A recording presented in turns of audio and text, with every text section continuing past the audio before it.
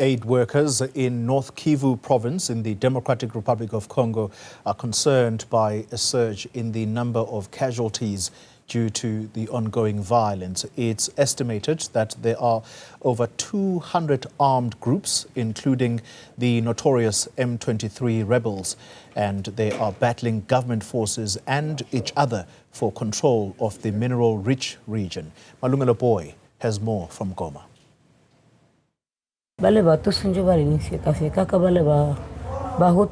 This woman, whose identity we've had to conceal, bears the physical and emotional scars of an awful ordeal at the hands of one of the armed groups that roam the North Kivu Province.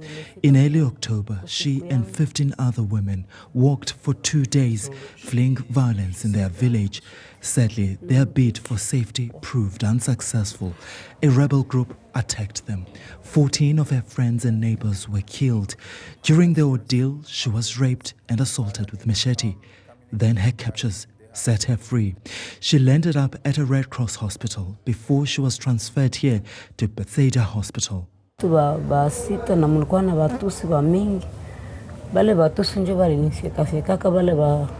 Bahutu ni bako na niburula sa kule. Sababu na walifika kule wakifanya vyao wakimaliza njoo wakirudi wakinambia si niende munda kufaka nifika kusiku yangu. Yet even more heartbreaking is that at just 40 years old, she has no one. Recently she lost her husband and all her 3 children to the violence in this country. Just a few beds away, we speak to Florence Kanyere. She's from the Kambiziri village and is here to provide support to her son, Kambere. He's just 14 years old. He suffered injuries to his lower abdomen from the ongoing violence. It's left both mother and son deeply traumatized. Sina tatizo sana. Kwa mtoto wa miaka 2 nilimwachaka kule. Hajia na gisi niko huku aliniletaga tu. Sasa renjeli tutosha kule kwa dispensary ya kule. The International Committee of the Red Cross has supported this hospital for the past 10 years. This includes flying in teams of surgeons to work with local medical teams. This year alone, the number of patients admitted here have more than doubled. And if that's not bad enough, the nature of the injuries are also changing. That means that we have more patients that are victims of explosions. We have more patients that are victims of heavy artillery.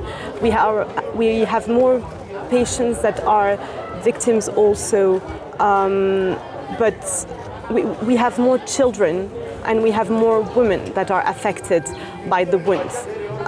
Before we used to receive, mostly men and mostly combatants, armed carriers. Fevia also called on the international community to continue support the entire humanitarian sector in the DRC. She says without this support, they'll struggle or even worse, be unable to help those affected by the conflict. For Newzroom Afrika on Channel 405, I'm Malungelo Booi in Goma in the Democratic Republic of Congo.